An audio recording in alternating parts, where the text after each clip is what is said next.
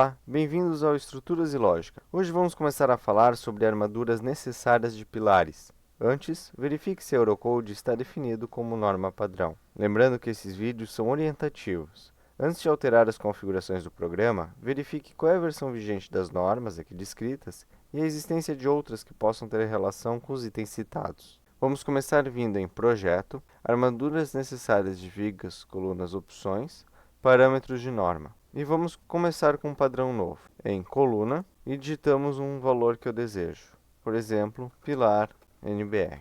E já posso clicar em salvar. Primeiro, nós temos o comprimento de flambagem para as duas direções. A norma 6118, no capítulo 15.6 e 15.7, diz que para análise de estruturas de nós fixos e móveis, o comprimento equivalente de um pilar comprimido deve ser o menor valor entre a distância entre as faces internas mais a altura da seção transversal do pilar e a distância entre os eixos. Entretanto, quando o pilar for engastado na base e livre no topo, devemos utilizar o comprimento efetivo como a distância entre eixos multiplicada por 2. A Eurocode, que é a norma base do programa neste caso, define o comprimento efetivo como a altura do elemento multiplicado por um coeficiente k, de acordo com os tipos de vinculação, que é o que está sendo pedido aqui.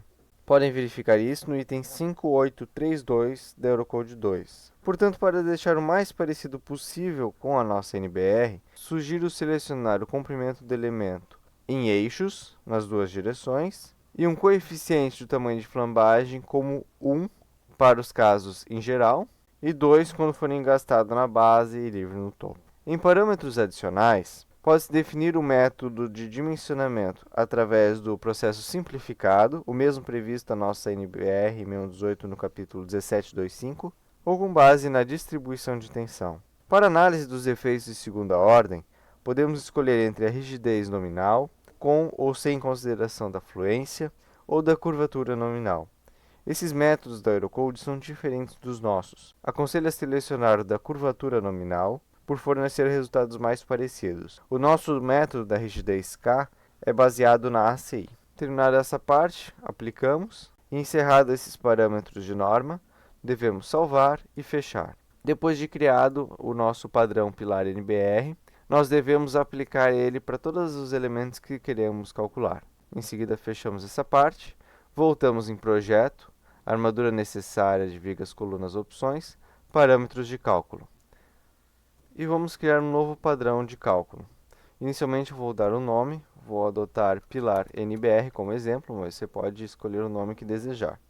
Na aba geral, deixo o concreto como modelo estrutural e altero o coeficiente de fluência conforme a nossa NBR 6118 no item 8211. Defino uma abertura máxima de fissuração com base no capítulo 13.4 da mesma norma. Caso eu não selecione um valor, ele vai automaticamente estimar com base nos parâmetros da Eurocode. E classifico o grau de exposição e classe de estrutura de acordo com o capítulo 4 da Eurocode 2. O fator de redistribuição podemos deixar igual a 1, pois a 6118 no item 14642 diz que as redistribuições de momentos fletores e de torção em pilares só podem ser adotadas quando forem decorrentes de redistribuições de momentos de vigas que a eles se liguem. Em armadura longitudinal, lembre-se sempre de classificar a ductilidade do aço de acordo com o anexo C da Eurocode. O diâmetro a se definir deve ter como limites aqueles estabelecidos no item 18421, que diz que a barra longitudinal de um pilar deve ser no mínimo de 10 mm e no máximo 1/8 da menor dimensão transversal.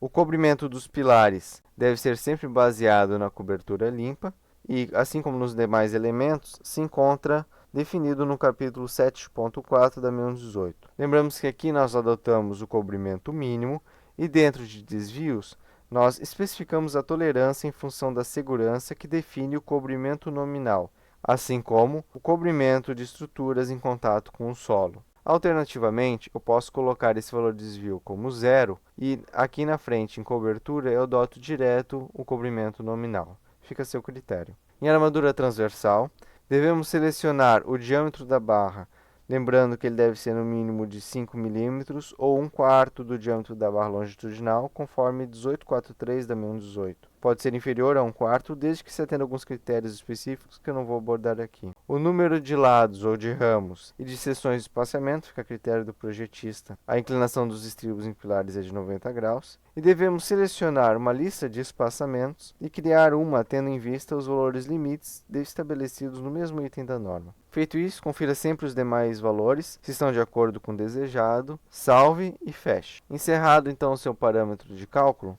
ele deve ser aplicado em todos os pilares que você deseja calcular. E aqui encerramos a armadura necessária de pilares. Qualquer dúvida referente ao que foi aqui discutido ou referente a outros tópicos do robot, peço que façam na seção de comentários ou que visitem a nossa página no Facebook, nos deixando algum recado, ou mesmo que me enviem por e-mail. Muito obrigado pela sua atenção e até a próxima!